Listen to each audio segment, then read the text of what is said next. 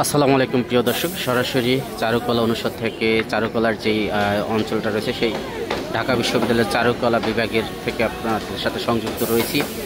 আসছে পহেলা বৈশাখের প্রধান আকর্ষণ হিসেবে আমরা দেখতে পাচ্ছি যে সাবেক প্রধানমন্ত্রী শেখ হাসিনার যে প্রতিকৃতি আঁকা হচ্ছে চারুকলা অনুষদে। আপনারা দেখতে পাচ্ছেন যে এবারের মঙ্গল শোভাযাত্রায় কিন্তু তাকেও অ্যাড করা হচ্ছে। বিভিন্ন সময় আমরা হুতুম পেঁচা, তারপরে ইলিশ মাছ, দোয়েল, সিংহ, বাঘ বিভিন্ন বিষয়ের প্রতিকৃতি দেখছি, যেগুলোকে বাংলাদেশের যেই পহেলা বৈশাখ যায় সেই পহেলা বৈশাখের সময় বিভিন্ন অমঙ্গলকে নস্যাৎ করে মঙ্গলকে আনার জন্য শুভ নববর্ষ পালন করা হয়। তো সেই প্রতিকৃতির সাথে এখন কিন্তু সাবেক প্রধানমন্ত্রী শেখ হাসিনার যেই প্রতিকৃতি সেটাকেও অ্যাড করেছে এবার চারুকলা থেকে।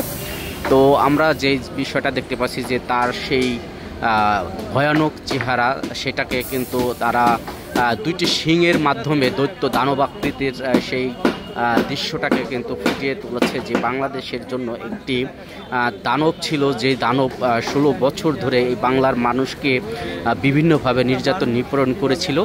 সেই বিষয়টাকে আসলে তুলে ধরার জন্য দুটি সিংহের মাধ্যমে আপনারা দেখতে পাচ্ছেন, দুটি সিংহের মাধ্যমে কিন্তু সেটা ফুটিয়ে তুলছে।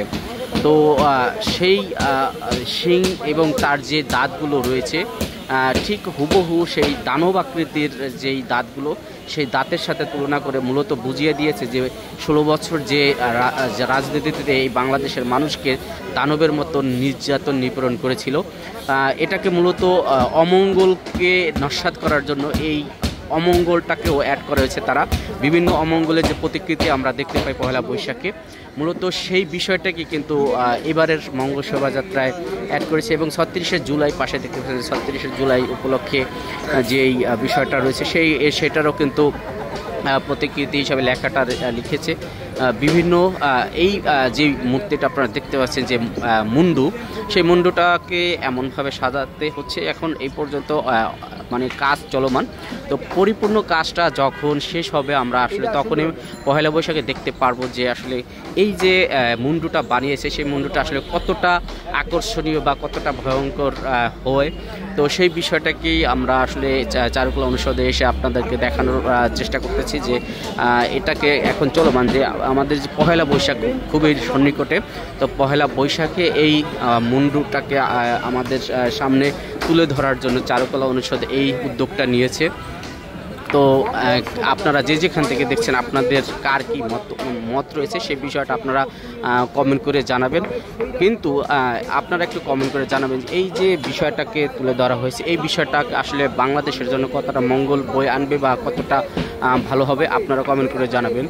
তো চারুকলা অনুষদে বিভিন্ন সময় বিভিন্ন মূর্তি বানাতে দেখি, বিভিন্ন আকৃতি নিয়ে পহেলা বৈশাখ উদযাপন করতে দেখি। পহেলা বৈশাখটাতে যে এই ধরনের যে হুতুম পেঁচা, তারপর দোয়েল, বাঘ, সিংহ নিয়ে যেই মঙ্গল শোভাযাত্রা পালন করা হয় সেটা কতটা যুক্তিসঙ্গত সেটা আপনারা কমেন্ট করে জানাবেন। যেহেতু বাংলাদেশ ইসলামিক দেশ, সেই ইসলামিক দেশে এই ধরনের মূর্তি দিয়ে পহেলা বৈশাখ পালন করা আপনারা কতটা যুক্তি মনে করেন সেটা আপনারা কমেন্ট করে জানাবেন এবং সবাই ভিডিওটি শেয়ার করে দেবেন। ধন্যবাদ।